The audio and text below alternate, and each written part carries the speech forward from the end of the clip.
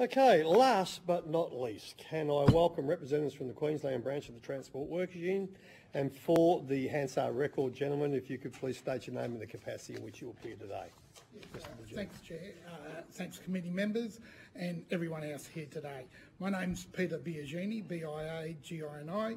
I'm the Queensland Branch Secretary for the Transport Workers Union.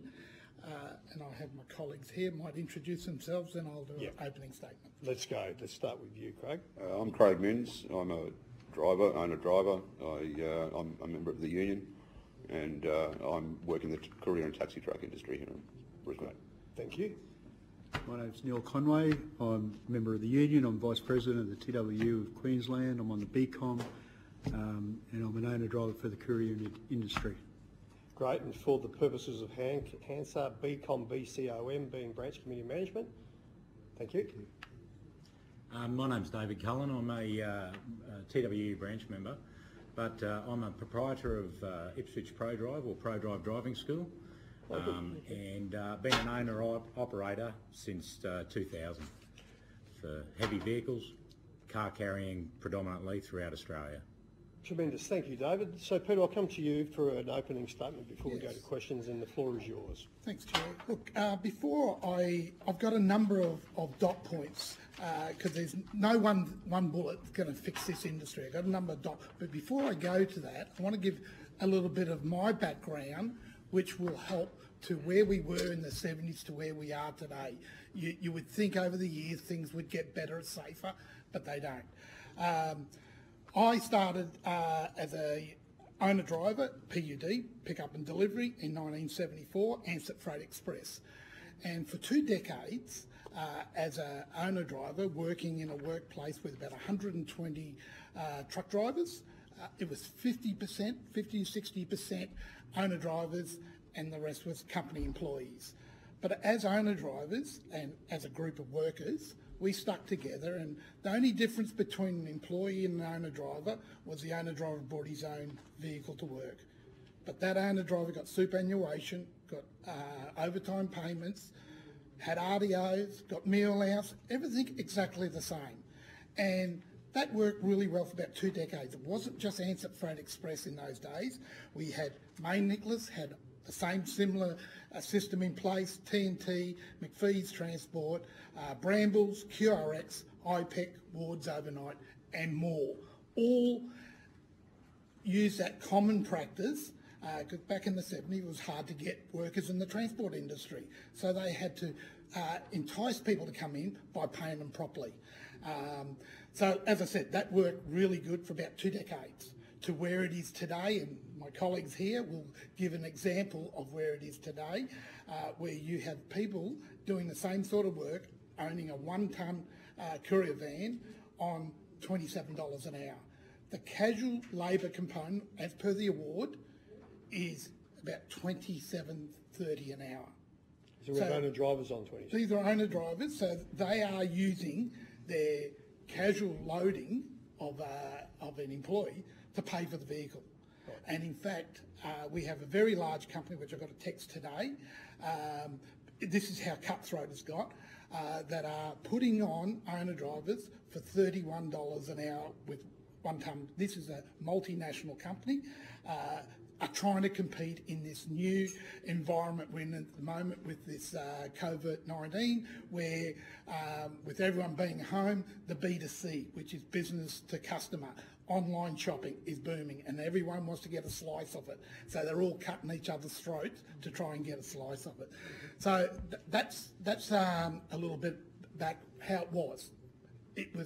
We had a costing model, which is really important, a true cost model, which is what your labour component is, what your vehicle fixed cost is, and your variables. And as an industry, and I used to work with the Queensland Trucking Association, we had a committee set up of representatives from the employers and representatives of the employees, and every year we would update that costing model, which works fantastic. And in fact, it's similar to what happens in New South Wales under Chapter 6, which has been operating for 40 years, and there's a good mixture of both owner drivers and employees working side by side. Now, a few of the really important issues that I believe that will help to fix this industry that is in crisis. there is no light at the end of a tunnel. It's just black because of the way things are going. Accountability by the clients is number one. Now, these clients, and as a Transport Workers Union, we've been struggling over a few years to hold these clients accountable. People like Coles, Woolworths, Aldi, the banks, oil companies, all these clients that use transport as a way of moving their goods around. Coles and Woolworths, we've been successful with getting a charter with those companies to identify and get them to take responsibility that they are a part of the supply chain and they should be responsible for it. But it's only a charter, not enforceable, and depends what managers are around at the time, whether it just sticks in the bottom drawer and stays there. But they're always worried about, if we do something that's of a good industry standard, we'll lose our market share to the next company that's not doing it. And we've been fighting a company called Aldi, trying to get them to recognise that they should take some responsibility and recognise their supply chain as well. And all they've done to us is had failed court cases in the federal court to try and stop us from trying to do that, and they failed. That's why we need something that's more enforceable, some form of code or tribunal to say to these companies, don't worry about your market share. Do that by doing your job properly, by providing a good service, not by having transport companies cheaper. They turn a blind eye whenever there's a major accident. We don't employ truck drivers. We don't have a transport industry. We contract that out. And I know, and I'll just give one example, for instance, I could be here all day giving examples, but recently a transport company, a large transport company that supplies transport service to Aldi and Woolworths, recently we've had a fatality where a driver, one of our members, goes over the rail, the guide rail on the motorway, on the Logan motorway. He's even told the company, look, I'm chronically fatigued. I want to do local work until I can get myself, look, we've got to get these chooks to Brisbane from Sydney. He does that trip and we still don't know what actually caused to go over the guide rail and fallen down off the bridge onto a road down the bottom. But it was a rural road, so didn't do any damage. But it took them something like 16 hours to find that truck. Now, you've got these vehicles with all this technology in them, and yet they didn't know that one of their trucks all of a sudden stopped and hasn't been operating for nearly 16 hours. And the brother of that driver is a good member of ours, and he still can't get over that today because he doesn't know whether that driver died straight away or 5 hours was in the truck suffering, and obviously when they found. But, again, the clients take no responsibility, and that incident is still being investigated today by the National Heavy Vehicle Regulator 2 years on. This is how long these things take, 2 years on. And I can give plenty of examples of that. And we have chain of responsibility. Sounds great. In writing it sounds good. In principle it sounds good. But it doesn't work. Whenever they come across, come across companies that have done the wrong thing and they go investigate it, they drag it out, they get the top end of town lawyers involved in it, and they get out of it. Now, there are plenty of transport companies that we operate with that do the right thing, and we have good relationships with many of them. We'll knock heads together now and again, but it's in our interest that transport companies are successful and operate sustainably, safe and profitable. That's really important to our industry. But what I've noticed over all the 40 odd years I've been doing this job for is used to be a minority of companies that were the rogues cheating everybody. Now it's becoming nearly a majority, and the ones that want to do the right thing, they just go, we're just losing our market share, we're losing our customers, we either have to join them, and I'll tell you, some of them are slowly trying to join them.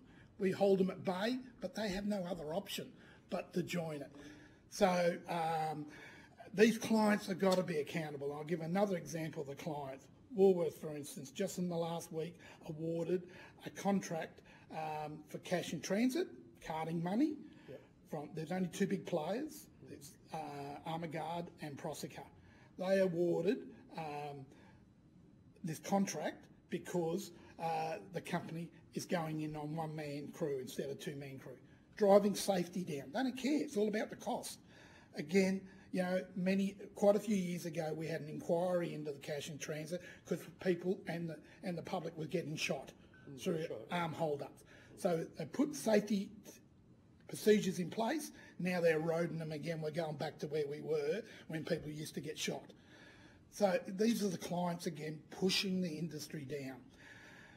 So again, clients need to be accountable to help this industry along. Enforcement. For the ones that are trying to do the right thing, we need enforcement. And every company says to me, most of them want to do the right thing and pay a proper pay. So enforcement of awards? The awards, enterprise agreements, and many companies now that have grown really big because they don't do enterprise agreements. Or if they do an enterprise agreement, they get knocked off from the fair work because it doesn't pass the better off over award, the boot test. In other words, all they want to do is pay the award. So the company that believes they should be paying workers a fair wage instead of a safety net are just not able to compete anymore. So there's a particular large company in Queensland, 800 odd employees, won't do an enterprise agreement, will do everything to make sure their workers don't get organised. And I can tell you some of the stories how they do that. It's unlawful, but trying to prove it and get that stopped. So the workplace ombudsman. If I've got a complaint about my wages not being paid, I go to the workplace ombudsman. They may take them a couple of years, because I know a couple of cases that have been going on a couple of years, companies like Bosky and so forth. They'll go in there and fix it for that person who made the complaint. What about the other 20, 30, 50 people that are being cheated as well? They don't deal with that. Only the one that made the complaint. For us to be able to go in and do it, we need an authorisation from that member in writing to go and do a wages inspection. What do you think happens once we show the employer, Joe Blow has given us the authorisation, look at his times and wages because he thinks he's not being paid properly? If I can just jump in weed it out. But if that does happen, does the Fair Work Ombudsman do their job? No. Yeah, right, What okay, first thing they'll do is they'll ask you if you're a union member. Oh, go and see the union now. Right, Or they'll go to a lawyer and they'll help you. You know, they're supposed to be there to represent, you know, people who are paying taxes. So it's very ineffective. They don't have the resources. So that's got to be fixed up. In lots of parts of our industry now, there are fleet operators that work for the major transport companies, and they employ these fleet operators because they can't compete anymore. This is their way of getting around competing with the ones that are doing the wrong thing. They put these fleet operators that haven't got a clue how to run a transport company. They might have 4 or 5 trucks. They've got their drivers on ABN numbers and paying flat rates. Just as we go, Yep. ABN, and let's say it as is, because I've got examples on my desk. Queensland seems to be quite, it happens a bit up here, and I've got those companies there openly sending the McDonald advertising on seat.com for truck drivers to come and drive company-owned vehicles that must have an ABN. That's right. Now, last time I looked, it was called sham contracting and was illegal. Gumtree, Senator. Sorry? And on Gumtree. Yeah, I am on Gumtree is And if you go to make an application to Fair Work, the first thing Fair Work says, now you got to go and run a case to prove that that person's an employee, otherwise they can't hear the case. Because technically they're an independent contractor with an ABN number. The hurdles you got to go through, and meanwhile the industry's getting worse. And they are going to, if they don't win there, they go to owner drivers. And the problem with owner drivers is, compared to the good days when things were done properly, is if you're going to engage an owner driver, you should have a costing model. Say, I'm going to pay you $40 an hour because this is your labour costs, these are your fixed costs, and these are your variables. Yeah. But they don't have a costing anymore. They just go, this is the market rate, and if it's $2, we'll pay you $2 an hour. That's got to be stopped. So we need some mechanism like Chapter 6 in New South Wales where there is a costing model. Yeah, and this is similar along the lines that QTO was saying today. Yeah. And it's similar to what the RSRT had. They had a minimum rate, that type of system. So that's really important. And the way to fix some of this up is the Victorian state government and now the Queensland state government are putting in place wage theft bill. So that will help to deter companies that have got a business model of exercising wage theft. That's whether they put them on an ABN number, they don't get workers' compensation, they don't get superannuation, just a flat rate. We need a deterrent from companies doing that as a business model. So that's good news, and that goes to public hearing next month. So, but I understand Victoria government has already implemented that. Federal government have been talking about it, but nothing's come of it yet. We need those deterrents from those companies doing the wrong thing. As I said, there are many companies that just want the enterprise bargaining system's broken. Lots of our major transport companies over many years have been doing enterprise agreements and they pay a living wage now. And a living wage compared to the award is approximately 30%. So the difference between, as a semi-trailer driver, getting $28 an hour compared to the award $21.30. That's quite a difference. So companies that pay the award have got a real advantage. But then again, as we heard earlier, Peter, that there are companies that are not even paying the award. No, that's right. And what we find, those companies that are paying just the award, what they do is to attract drivers, is they just give them 60, 70 hours a week. Because a lot of people, workers, whether they're truck drivers or workers, what they look at is their take-home pay. Have I got enough pay to pay my bills, regardless of what hours I've got to do it? So it's really unsafe. It's an incentive to work really long hours. What does that end up? The effect of that is mental health, because there's problems at home, because you're not at home. You've got families, kids and everything you've got to maintain, but you're not at home, and then that leaves. And mental health is a big problem in our industry. I'm on the board of the TWU Super Fund. I was on the claims committee, and on that claims committee I was on it for 8 years. Out of about 35 deaths every month that's processed to ensure that the right beneficiary got the money, there was 6 to 7 suicides every month that was identified as suicides. So there's probably more than that. So mental health is a big issue, and the TWU in Queensland and nationally, we are working with Healthy Heads in Trucks and Sheds to do something about it. But we're not getting much support from the industry or the government at this stage. And it's something else that needs to be helped, this industry. Another big one is training. Training in this industry. You're in the construction industry, you have a construction white card. In other words, you can't get on a building site unless you've got the basic knowledge of workplace health and safety and other skills that a white card gives you. We've been establishing what they call a blue card in the transport logistic industry. You can go to a DC, that's a distribution centre, on any day and talk to some of the experienced drivers, and they are fed up with some of the quality of drivers that come in there where they can't even back the trailers against the dock.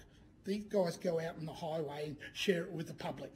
They can't reverse a vehicle. They've got to be helped with another person. You go talking to them about fatigue management. Oh, I don't know. What do you mean?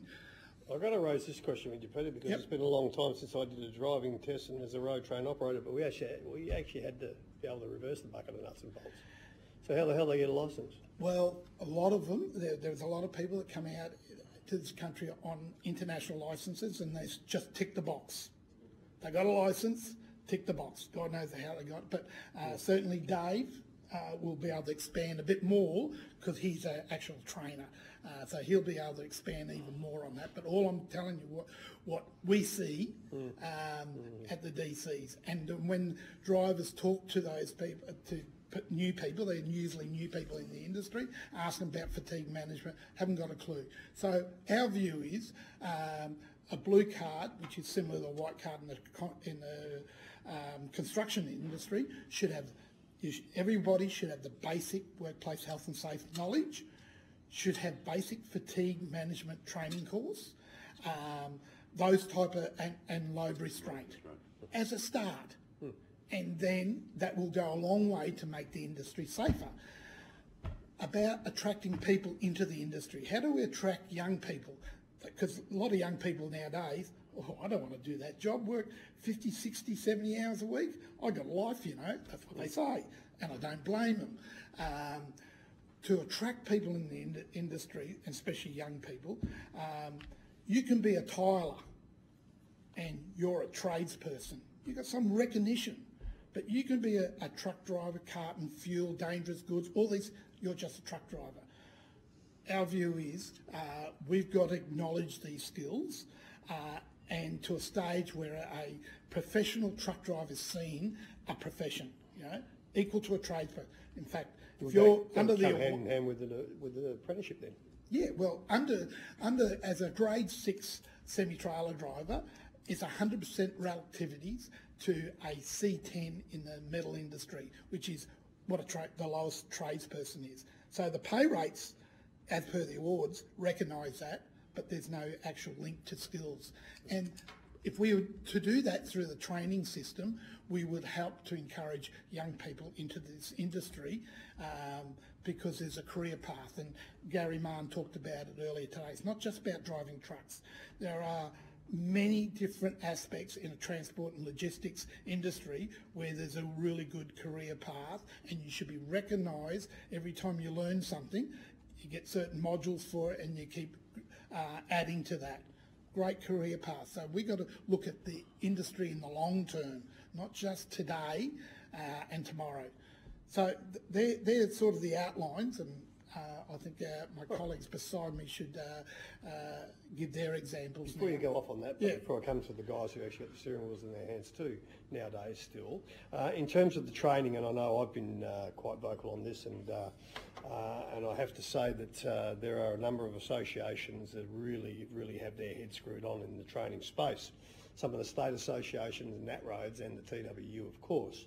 And I'm looking forward to hearing all of them. But is it the TWU's view, Queensland branch, that there is a role to play here by the federal government? And what I'm saying there is when I came through the industry in the early, I've actually got an award. John Howard gave me an award. Centenary medal, did you know that? I did not Oh, know I got a that. centenary medal for my efforts in training in the Drinks to transport. Yeah, a tally-ho cucumber sandwich. But anyway, I don't even know where it is. But when I first entered the industry, training was seen as a cost, not as a investment. Now, I know the industry's come, certain sectors of the industry have come a long way, but there's still a long further way to go. We've seen millions of dollars sliding out of the federal system going to hairdressers and chefs, and that's great, that's tremendous. Yep. So, Peter, is it the belief of the TWU Queensland branch that the federal government has a role here to play? Absolutely, they In do. terms of what, mate? In the training space. Sort of adding towards encouraging people. I know a particular transport company, and the owner of that already puts about half a dozen people through an apprenticeship. Not apprenticeship that's recognised. He's just not going to wait for that. And what he does, and you know this guy, John West, and so he has a professional driver, sits with that person for 6 months and teaches them the ropes. At a cost. But it costs to him, himself, but yeah, there's no support from state or federal government for operators to actually do that and bring people through our industry and give them that proper training. Really important. And the beauty about the blue card that I'm talking about is the skills passport. So instead of having 10 pieces of paper, you know, I've done a dangerous goods course, I've done a Cert 3, I've done a load restraint, it all goes onto one passport. And we're trying to establish that, but we're not getting any support for that from any governments, which they should do. Righto. Okay. What about industry support for that? Well, again, Certain industry like it, but this, as everyone's talked about today, the margins are so low in the industry that all this is a cost. Training is a cost, and there's just not enough margin in it for that. But we shouldn't lose focus of this too as the transport industry, because you see, when we make mistakes, Yes, people either go blind, lose limbs, or get buried. that's right. And this is something that we seem to lose a lot of foresight for, because you see, when we hear a truck's gone over, or two trucks have collided, or something's happened, it's just a road statistic, which is terrible. And until we actually realise these are workplace statistics, and you know, and you can easily count deaths. You just add one more in the death column.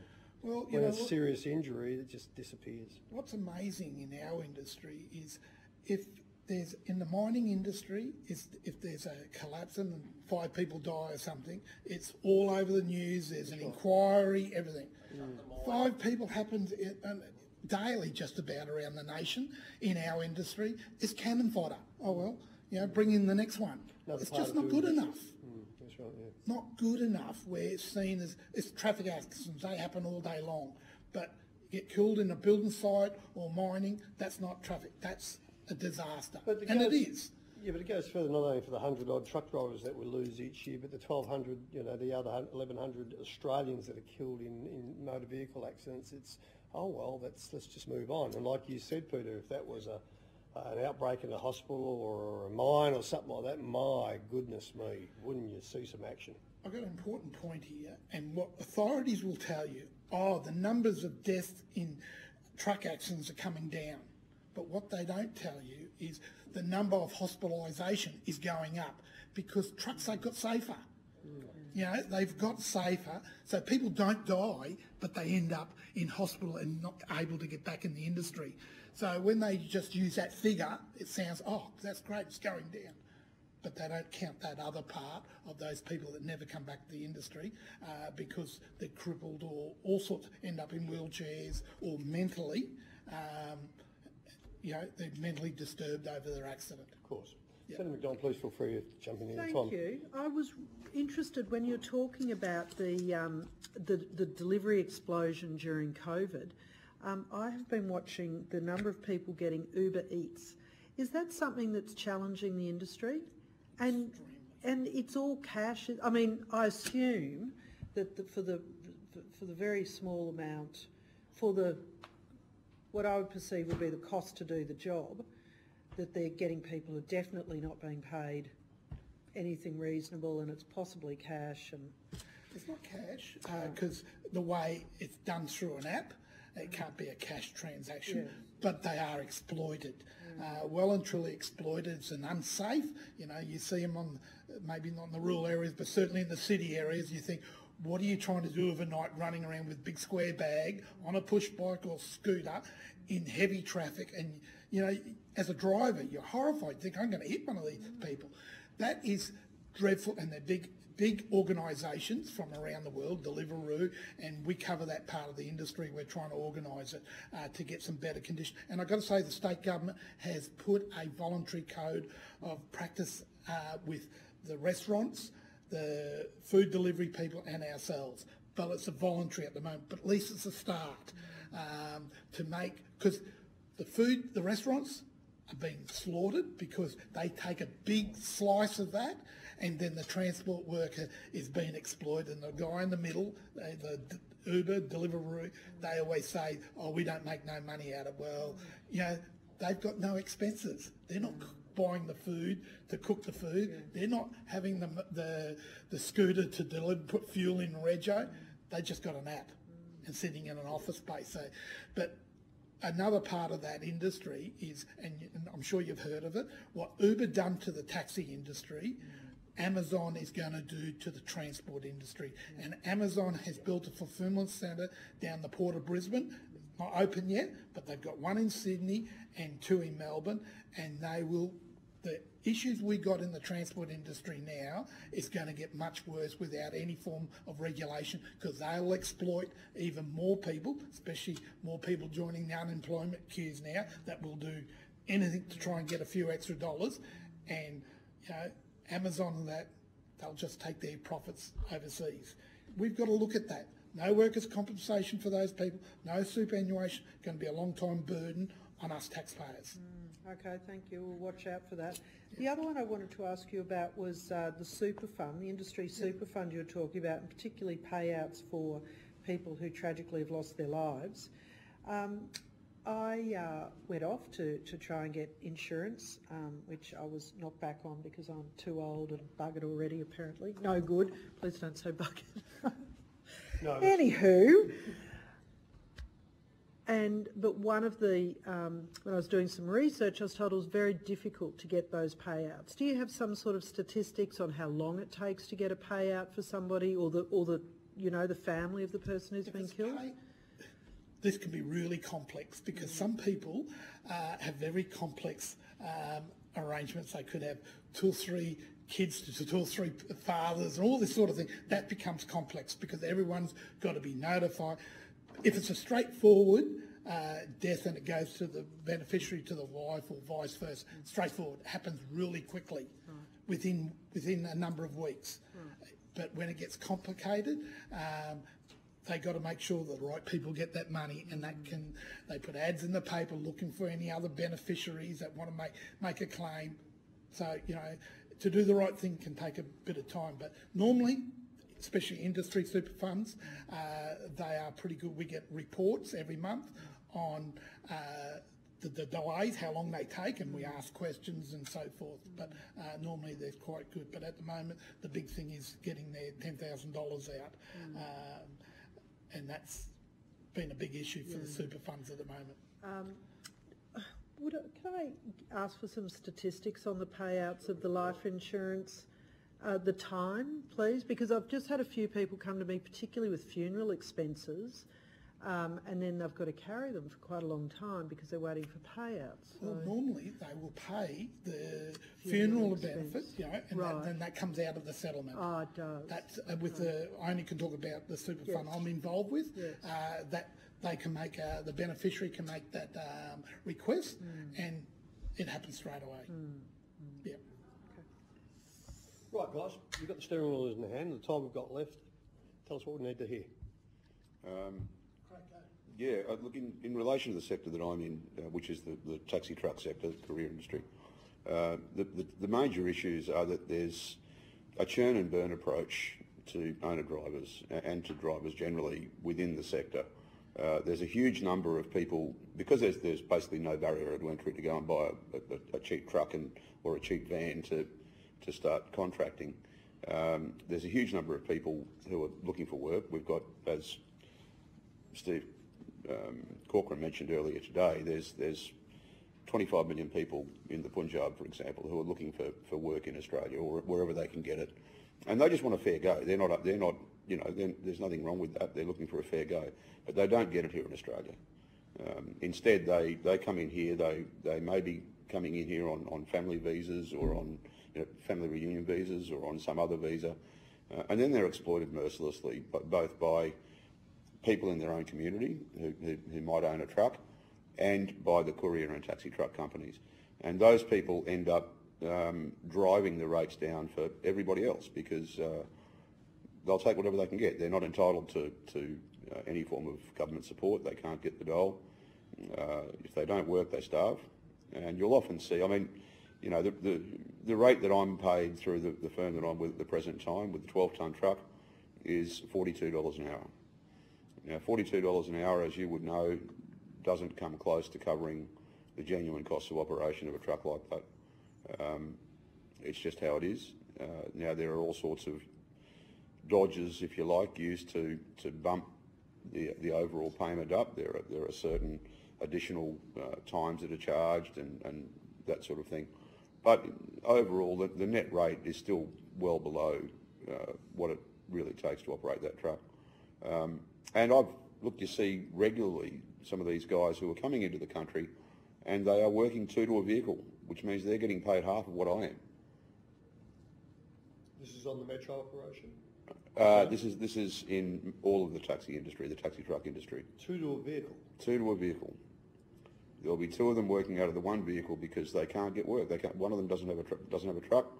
but he's got a friend who's got a vehicle and says, come and work with me. As an offsider. As an offsider, and so they're sharing the income, which means they're working for basically nothing. They're working for $5 an hour, and this is a major problem right throughout the whole industry. I mean, okay, they're getting trained up, and they will eventually get themselves a truck. These guys who come in, but they're not getting trained well. They're getting very, very thin training because the guys who are offering it to them are not well trained. I think what I would like to add there, Craig, just for anyone who's listening, it was this committee that uncovered the exploitation of the visa system for those two foreign drivers who were with Scots Transport. And we had Scots Transport Board came in, and anyway, cut a long story short, this is what happens in Australia. One driver got fined $1,800, the other one left the country and bolted, and that was it. One was on a student visa. And one was on a student partner's visa, and I made the comment to the Department of Border Protection and Immigration, I don't wish to be disrespectful, whether these gentlemen coming in here trying to find a cure for brain cancer, but on the weekend they might just do a quick B-double-two-up operation between Brisbane and Sydney. So we found out what was going on, and I dutifully, as the chair of the committee, wrote to Minister Dutton, requesting that there needs to be an investigation into Australia's visa system because there is exploitation. That was 3 years ago, and I haven't got a Dear Glenn letter back yet. The other, So I just wanted to quantify that. The other issue, as Peter touched on in relation to the industry, is that most people are working inside the range requiring logbook use, and so logbooks are not a good mechanism for capturing fatigue issues. As you know, there's a 100-kilometre radius from the point of origin for a logbook. So if you're doing local deliveries around Brisbane, for example, Brisbane, the Gold Coast, the Sunshine Coast, Toowoomba, you're inside your 100-kilometre radius, and logbooks are not an issue. And some of the companies are mercilessly exploiting that. I work for a firm called Bosky, which I believe you're familiar with. Oh, do you? Oh, okay. And Oh, okay. no, I don't work for Bosky. I used to work for them. There's currently still a dispute in train with Bosky and the Fair Work and the Fair Work Commission. Yep. But you know, Bosky deliberately overworked the hours. Sorry, Craig. This is not secret squirrel stuff. This has been in the news that there is action with Fair Work. Yes, Fair Work is so we don't have to taking action to against Bosky. Well, I've been pursuing it for over 2 years. Fair Work has chosen not to support me in my case. They've chosen to support some others. I don't know why. I've never been given a genuine reason for it. I've just been told you've got to prove you're not a contractor. It's up to you to do that, not us. Now they owe me about $40,000. So this is not a minor issue. There's been quite a significant to and fro between myself and Fair Work Ombudsman on it.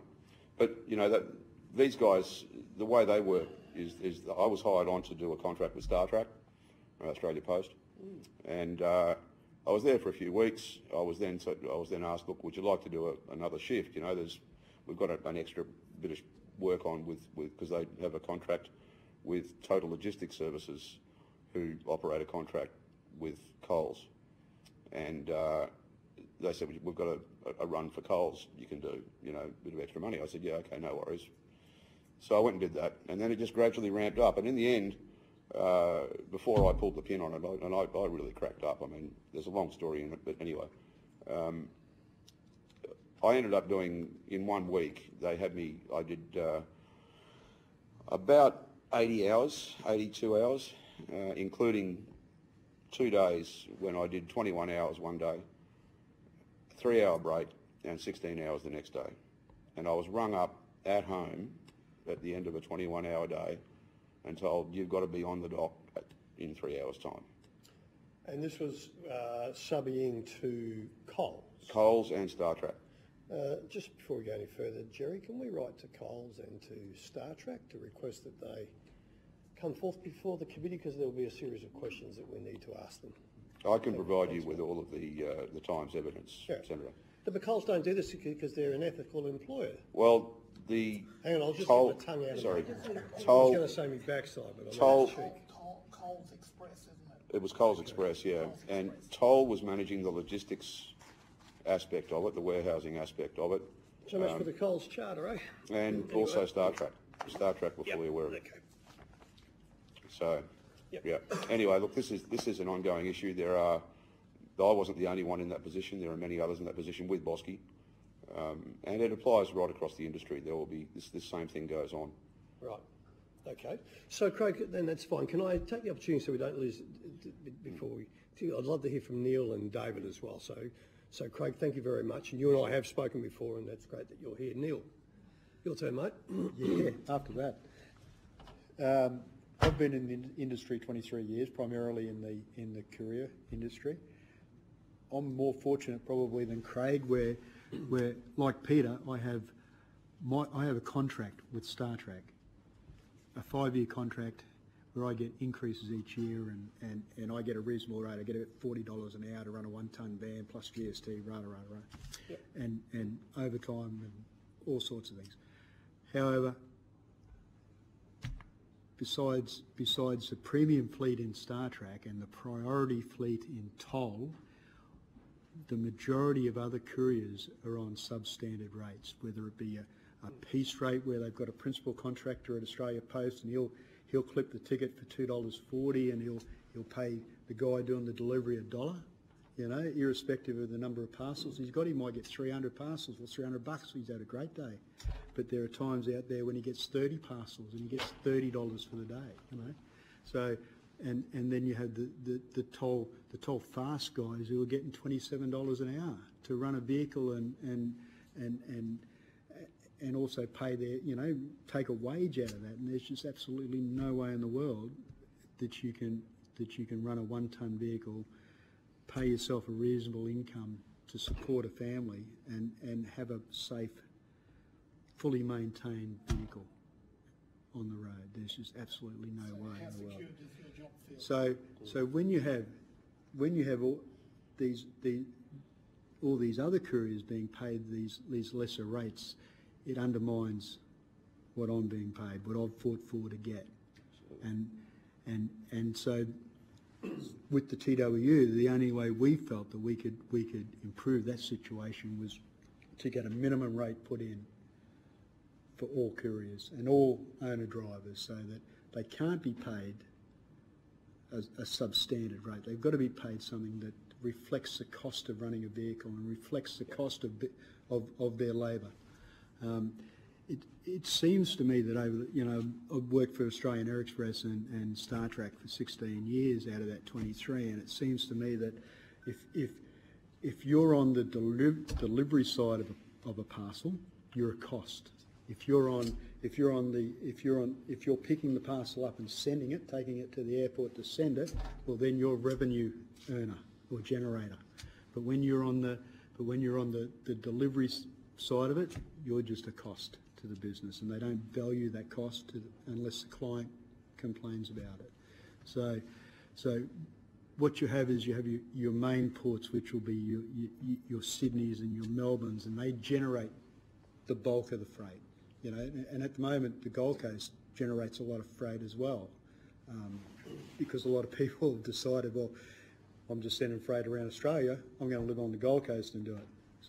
So you have your areas that generate a lot of freight and send it out, and then you have your areas that receive that freight to deliver it. Well, unfortunately, Brisbane and Western Australia and Adelaide, they're receivers of freight, so they're a cost to the business, and the business does not value the courier people in those centres because they're a cost. Well, Neil, let's come back. Let's just peel this back. Pretty simple. And people might be sitting there listening and thinking, oh, what are they whinging about? They're getting more than the other bugger down the road who's only getting $19. Hang on, let's just really think about this. Someone, men, women, families, husband, wife, whatever, have laid everything on the line to go out there to invest in a business that they love, where all they want is cost recovery plus a little bit more. Now, we'll take another angle, not only the owner drivers, but the employers, the employers who not only are engaging the owner drivers and paying them a cost recovery model, and God help us with a little bit of profit, but there's also sales staff, there's admin staff, there's forkies, there's the gardener, there's all this sort of stuff.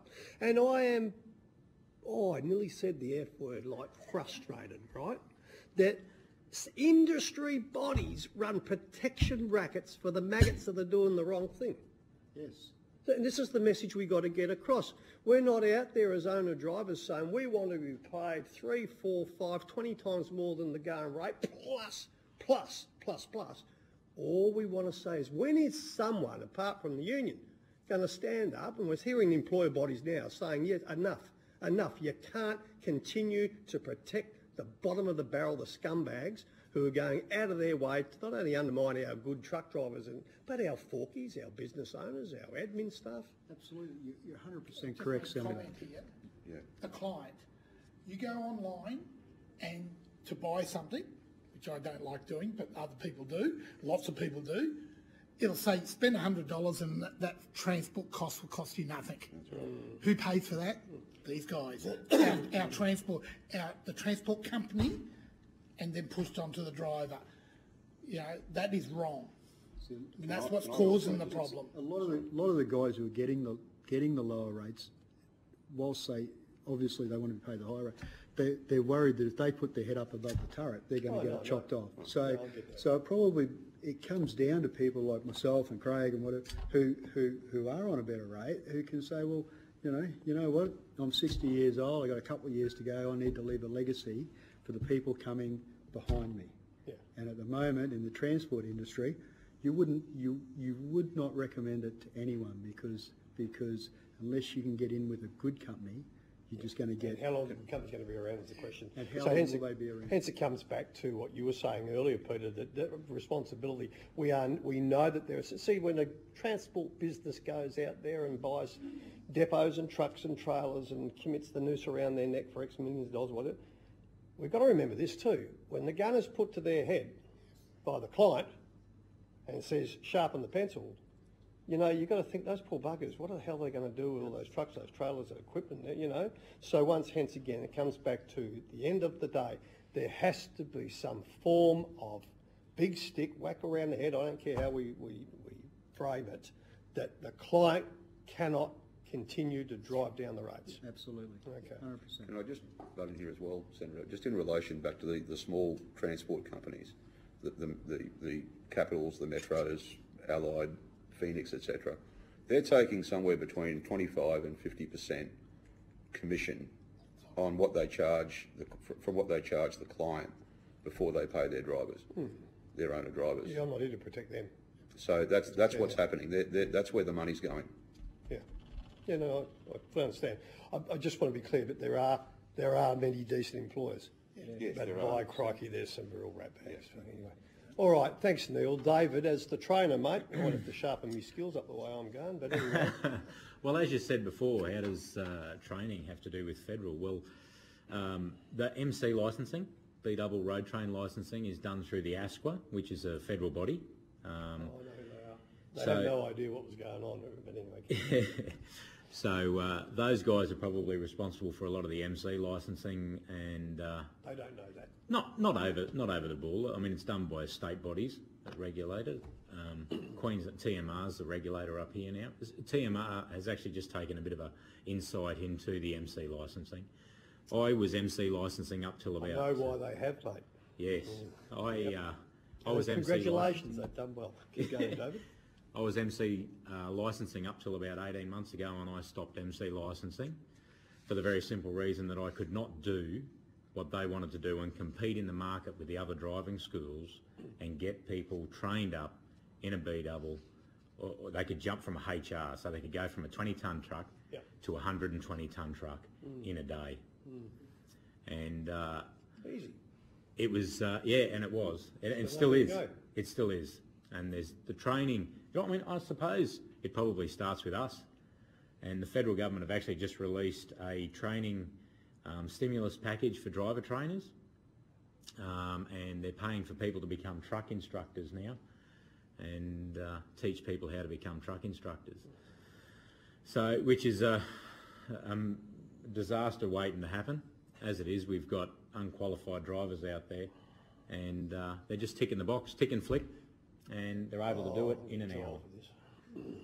They're able to do it in an hour, and unfortunately, I've sort of turned to training from being on the highway. I had a fatigue-related accident myself in a B-double in 2006 at Coastline, where I laid a double over up at Benarabi. And I'd owned the school then, but my training changed, as it does. And as a result, here I am today, pulled out of doing training for that purpose. I just don't think you can get someone licensed in a day. We need to have an apprenticeship. David, I mean, the greatest of respect, mate, I think you need to go further. I know you can't.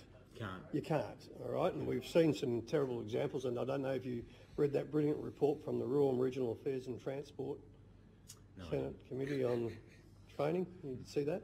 No, I haven't yet. Yes, where we actually wrote in there and we said that, you know, in this day and age, it's hard to believe that a driver can get his MC, not work as an MC driver, and then 12 months later become an instructor. Yep, and that is the case. I watched a video the other day of a driver that an instructor that I sacked, doing a load tie down, training people how to tie down loads, etc., and he has never driven a truck in his life. I fired him when I realised that his resume was not truthful, and the biggest truck he ever drove was a 12-tonne tipper. And so, yeah, it's kind of, I don't know where you go from that, mate, but I don't know how you can sort of push for those training methods to change. Apprenticeships are what we've been talking about, because, I mean, a plumber probably can't kill someone with a job that they do, but we give them an MC licence and they can drive into a town and take out a family or whatever, and they do. It's not just a possibility, it's something that, it's reality. And there's no repercussions for anyone really in a lot of ways, except hurt for the families. The plumber's got to do trade for 4 years. Yeah, so...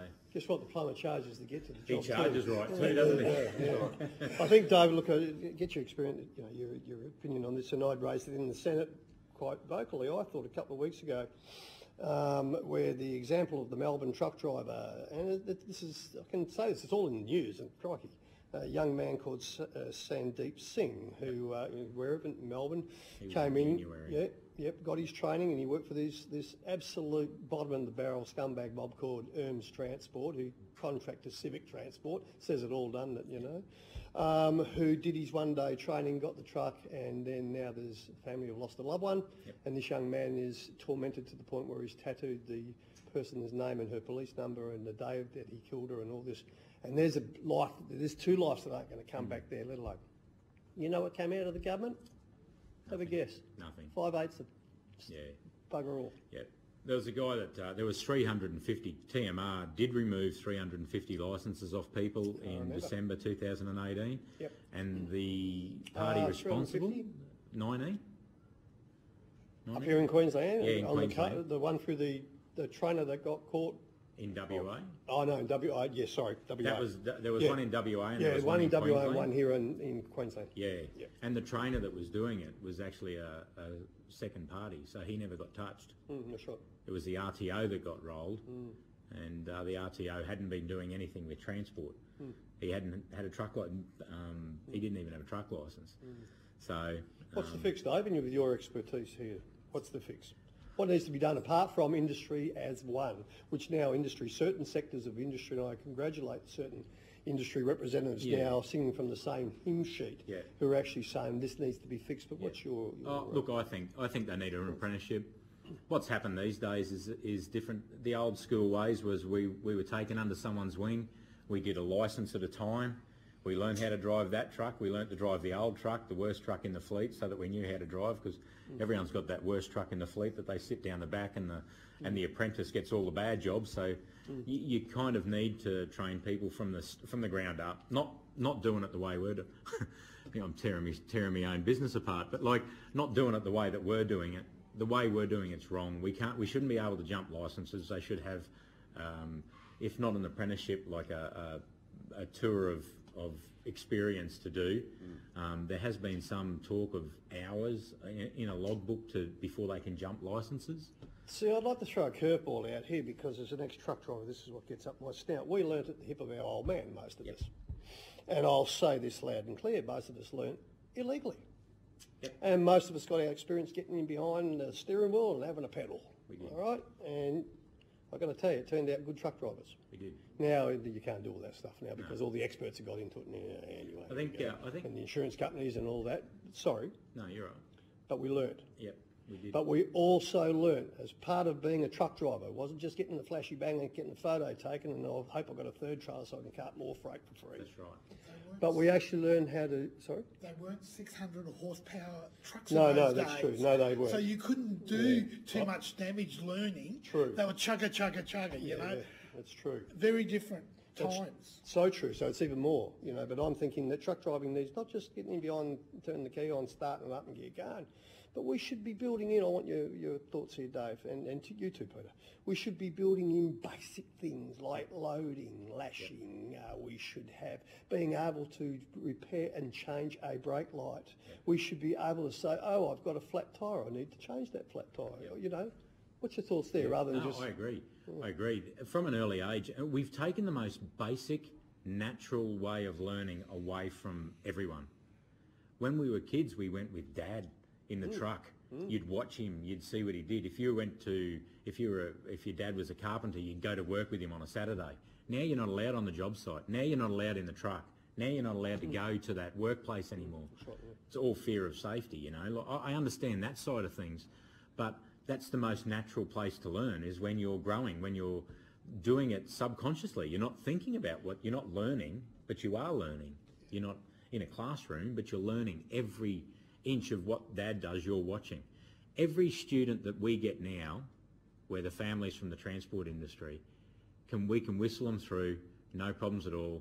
They can do the job. Yep. They've got all the experience, all the road experience, the road savvy experience, and how to deal with the truck.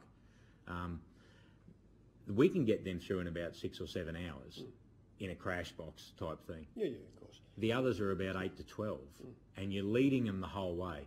And every time you take them up for a test, you think, are they going to get there? So we've taken that basic learning away from us. So part of the training that you do, are they taught about fatigue? No, they're not, to be perfectly honest. Yeah, that's what Peter was saying earlier. Our job is to get them a licence, that's it. We've gone from we're not really a driving school, we're a licence school basically. Yeah. So we're teaching them to get a licence. I can take anyone without a licence and have them a licence in 4 hours with a test at Queensland Transport. Yeah. Done. Yep. And that's pretty scary, and we're using automatic trucks. I reluctantly bought automatic trucks, and in Queensland in particular, you can go in an automatic truck, and as long as a lot of the bigger trucks we've got, and we've touched a bit on visas and what have you, can come over here with a visa, and then the transport just swap their licence over. They just go for a test in an automatic truck.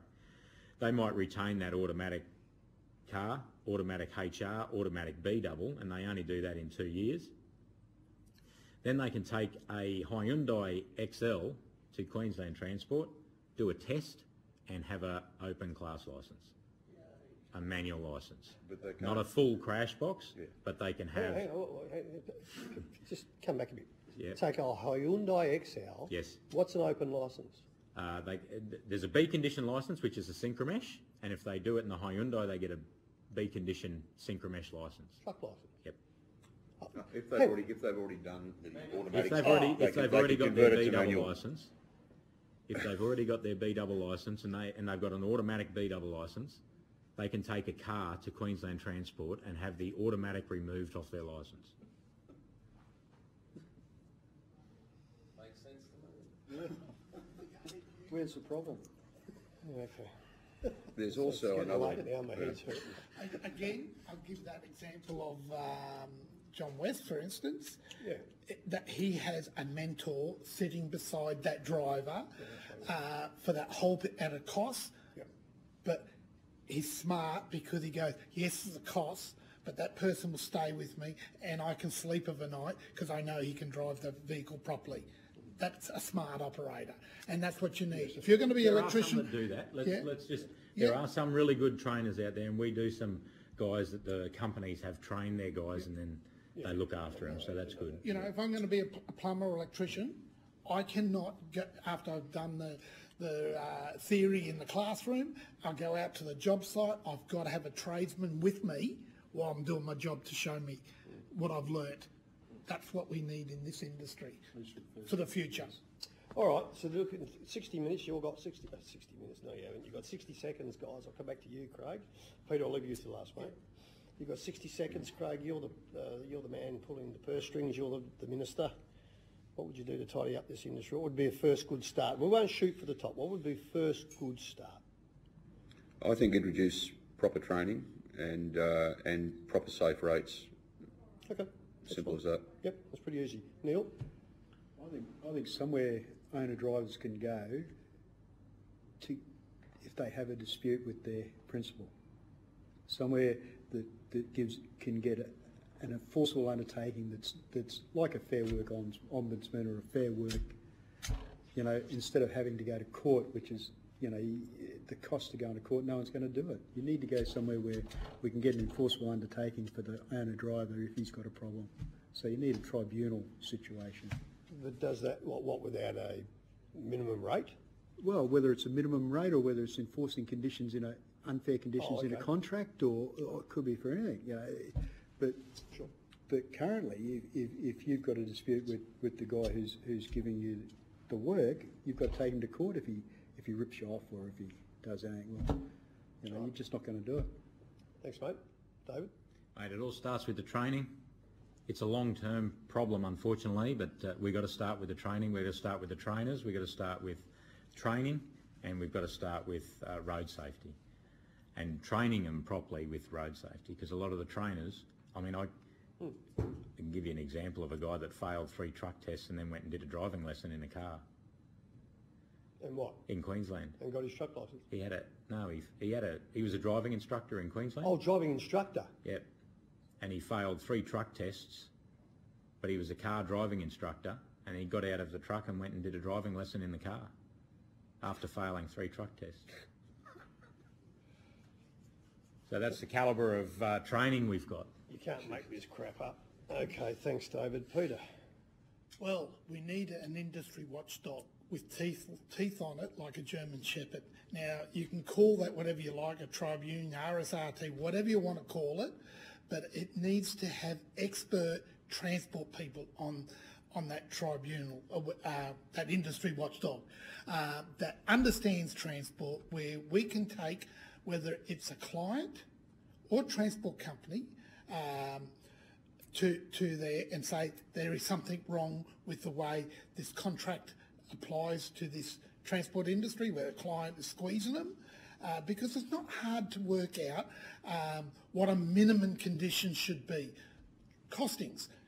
All our regos are the same.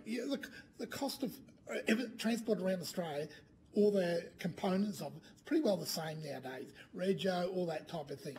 So that's what we need to ensure that the companies get back and the clients get back to competing by service, not how cheap they can get it done by screwing a workforce. It's got to be back. We do the service better. We provide a better service, more efficient, and we use technology to be that, not by who can screw the workforce the cheapest, whether it's through owner drivers, fleet operators, and so forth. Thank you very much. I just want to thank you all for making the effort today and sitting through here as you have done all day, Peter, and thank you. I appreciate that. David, Neil, and to Craig, thank you. And to those listening, COVID's put a little bit of a block on our ability to get around the nation, but to the rest of the witnesses who have made the effort today, I do thank you all. I do intend to work with Senator McDonald to see where we can travel around the nation in other centres and continue this work, and at this stage we're probably allowed to go to the Northern Territory. We might even let you into WA, Senator McDonald and Jerry and co, and certainly in South Australia, but I do encourage anyone who wants to have any input. I'm not hard to find. We will find solutions, and we have made this a commitment that we all know the problems, and our job for Senator McDonald and myself and Jerry is to present a report to the Commonwealth to say, here are the solutions, and that more importantly, these are the solutions that have been presented by those within the industry. So what I'm saying out there loud and clear, that I've been bored in the last 2 years of the amount of industry people who now want to work with us, rather than the us and them bulldust that we had after the demise of the RSRT for warts and all. Because what has been clearly said is it was all very well to throw it out. Some people have said to me they got conned and they didn't, whatever. But if we work together, and it's amazing what we can try and achieve. I've been at this game for 40 odd years, and as I said, when I leave this planet for, I haven't decided if I'm going up or down yet, but wherever I end up, let me tell you, it'd be nice to say, we finally fixed it. I live in hope. Can I thank you, Senator McDonald, and Senator Hanson was with us earlier, and I appreciate that. Jerry, to you and your crew, top stuff, mate, and to Hansard and Broadcasting, cannot thank you enough for the commitment. That concludes today's hearing. The committee now stands adjourned.